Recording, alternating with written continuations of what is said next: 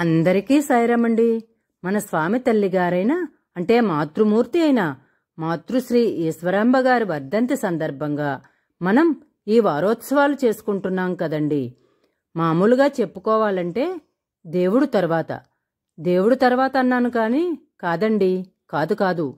దేవుడు కంటే కూడా ఎక్కువైన ప్రత్యక్ష దైవాలు మనకు అంటే మనందరికీ ఉన్నారు కదండి. వాళ్లే కదండి అమ్మా నాన్నలు. ఎవరికైనా అమ్మా నాన్నలు ఉంటారు కదా. అమ్మా నాన్నలు లేకుండా మనం లేము కదండి. మనకు ప్రత్యక్ష దైవమైన అమ్మా నాన్నల్లో కూడా మొదటి దైవం తల్లి. ఎందుకు అంటే మాతృదేవోభవ, పితృదేవోభవ, ఆచార్య దేవోభవ, అతిథి దేవోభవ అంటాం కదా. ఇందులో మొదటగా ఎవరిని చెప్పారు? తల్లినే కదండి. అందుకే మొదటగా మాతృదేవోభవ అని సంబోధించారు. దేవుడికే తల్లి అంటే మన స్వామి తల్లి అయిన ఈశ్వరాంబ గారు ఎంతో అంటే చాలా అదృష్టం చేసుకుని ఉన్నారు కాబట్టే స్వామికి తల్లి అయ్యే అదృష్టం ఆ తల్లికి దక్కింది. అలాగే మనందరికీ కూడా ఎవరికైనా తల్లి అంటే తల్లే కదండి. అందుకే మాతృశ్రీ ఈశ్వరాంబ గారి వర్ధంతి సందర్భంగా జరిగే వారోత్సవాలలో మాతృపూజను నిర్వహిస్తున్నాము. ఎందుకు అంటే మా బాల వికాస్ చిన్నారులకు మాతృమూర్తి యొక్క విలువ తెలియచెప్పటం కోసం ఈ పూజను నిర్వహిస్తున్నాం. ఇప్పుడు ఈ మాతృపూజ ఎలా జరిగిందో చూసి ఆనందిద్దామండి. జై సాయిరామండి.